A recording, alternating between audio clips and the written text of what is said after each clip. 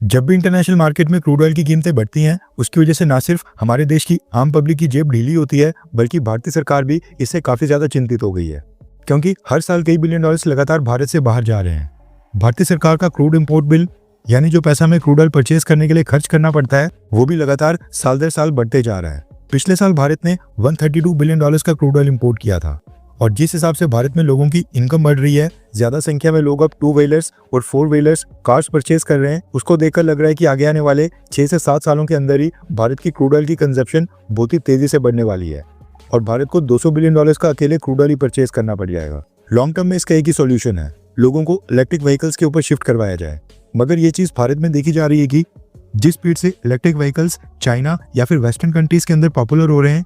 Same उसी speed से भारत में इलेक्ट्रिक व्हीकल्स की लोकप्रियता बिल्कुल नहीं बढ़ पा रही है। और जो 2 व्हीलर इलेक्ट्रिक व्हीकल्स में फायर इंसिडेंट सामने निकल कर आ रहे हैं, रास्ते चलते बैटरीज में आग लग रही है, ऊपर से चार्जिंग इंफ्रास्ट्रक्चर भारत में बिल्कुल नहीं है, उसके कारण भारत के आम लोग इलेक्ट्रिक व्हीकल से परहेज कर रहे हैं। भारतीय सरकार अपनी तरफ से काफी सारी कोशिश कर रही है। इलेक्ट्रिक व्हीकल्स के ऊपर सरकार सब्सिडी दे रही है, पेट्रोल में मेथनॉल को ब्लेंड किया जा रहा है, हाइड्रोजन फ्यूल बेस्ड व्हीकल्स को लाने की कोशिश हो रही है, लेकिन ये सारे कदम बिल्कुल नाकाफी साबित हो रहे हैं। ऐसे में क्रूड ऑयल की इंपोर्ट बिल को थोड़ा सा नीचे लाने के लिए भारत सरकार ने एक बहुत ही बड़ा कदम उठाने का फैसला किया था। देश के अंदर जहां भी हाइड्रोकार्बन या फिर क्रूड ऑयल रिजर्व्स होने की संभावना मिली है, जहां पर भी आज से पहले सीस्मिक सर्वे किए गए थे, उस हर एक जगह के ऊपर सर्वे और स्टडी को बढ़ाकर रिजर्व्स ढूंढने की कोशिश की जाए। और गुड न्यूज ये निकल कर आ रही है कि इसी दिशा में भारत को एक बहुत ही बड़ी सफलता मिली है। ये जो पिक्चर आप अभी अपनी स्क्रीन के ऊपर देख रहे हैं, ये उत्तर प्रदेश में बलिया डिस्ट्रिक्ट के सागरपली गांव की। यहाँ पर एक व्यक्ति के खेत में क्रूड ऑयल रिजर्व्स मिले थे,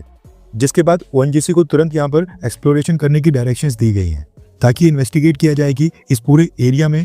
क्रूड ऑयल के टोटल कितने रिजर्व्स हैं और ये सारे रिजर्व्स आसपास के कितने किलोमीटर के इलाके तक फैले हैं। इनिशियल इन्वेस्टिगेशन में पता चला है कि ये crude oil reserves Ballia district के सागरपली विलेज से लेकर प्रयागराज के फाफामाऊ के इलाके तक फैले हैं, जो कि 300 किलोमीटर स्क्वायर का एरिया बनता है। ये एरिया गंगा बेसिन के पास पड़ता है, और यहाँ पर 3000 मीटर की गहराई पर हाइड्रोकार्बन रिजर्व्स होने के एविडेंस मिले हैं, जिसके बाद अब ओएनजीसी की तरफ से 3000 मीटर तक की ड्रिलिंग की जा रही है। न्यूज निकल कर आ रही है कि ओएनजीसी ने अगले 3 साल के लिए किसानों से जमीन लीज पर ले ली है, और जैसी एक्सप्लोरेशन सक्सेसफुल होती है तो सारी जमीन हाई कॉस्ट के ऊपर परचेज की जाएगी। सरकार ने एक्सप्लोरेशन और रिसर्च के लिए इनिशियल फंडिंग रिलीज कर दी है, जिसके बाद ओएनजीसी ने इस पूरे एरिया में यहाँ पर अपनी मशीन्स और ड्रिलिंग इंफ्रास्ट्रक्चर को पहुंचा दिया है, और ये पता लगाने की कोशिश हो रही है कि इस एरिया में किस ग्रेड के कितने हाइड्रोकार्बन रिजर्व्स हैं, क्या ये ऑयल रिजर्व्स हैं या फिर गैस रिजर्व्स हैं, क्या इनकी एक्सट्रैक्शन करना फिजिबल रहेगा, क्योंकि कई बार क्या होता है कि डिपॉजिट्स में से क्रूड ऑयल निकालने के ऊपर और उसको रिफाइनरीज तक ट्रांसपोर्ट करने में ही इतना खर्च आ जाता है कि उससे सस्ता दूसरी कंट्री से क्रूड ऑयल परचेज करना पड़ता है। उदाहरण के लिए ओएनजीसी जो ये रिजर्व्स ढूंढने के लिए एक वेल बना रही है, एक कुआं जो ड्रिल किया जा रहा है, उसका अकेले का खर्च ही 85 करोड़ रुपीस है। बेनिफिट तब होता है जब क्रूड ऑयल रिजर्व्स काफी बड़ी मात्रा में मिले, एंड अगर ये रिजर्व्स ज्यादा मात्रा में हुए तो ये ना सिर्फ यूपी की सरकार या फिर यूपी के लोगों की चांदी है, बल्कि देश के भी कई बिलियन डॉलर्स इंपोर्ट बिल में बचेंगे। देश के अंदर रोजगार पैदा होगा और भारत की यूएस डॉलर्स के ऊपर से निर्भरता कम होगी। पूरी तरह से इन्वेस्टिगेशन में 4-5 महीने का समय लगेगा, जिसके बाद दूध का दूध और पानी का पानी हो जाएगा। कुल मिलाकर कहा जाए तो भारत सरकार क्रूड ऑयल के इंपोर्ट्स को कम करने के लिए बेचैनी से एफर्ट्स कर रही है। देखना ही होगा कि ये जो 300 स्क्वायर किलोमीटर का एरिया है, इसमें से कितना क्रूड ऑयल और कितने गैस रिजर्व्स निकलते हैं, और हम कितना इंपोर्ट बिल अपना कम करने में सफल होंगे। खैर, आपको क्या लगता है कि क्या यूपी में क्रूड ऑयल मिलेगा, हाँ या फिर ना? नीचे कमेंट करके अपनी राय जरूर बताएं।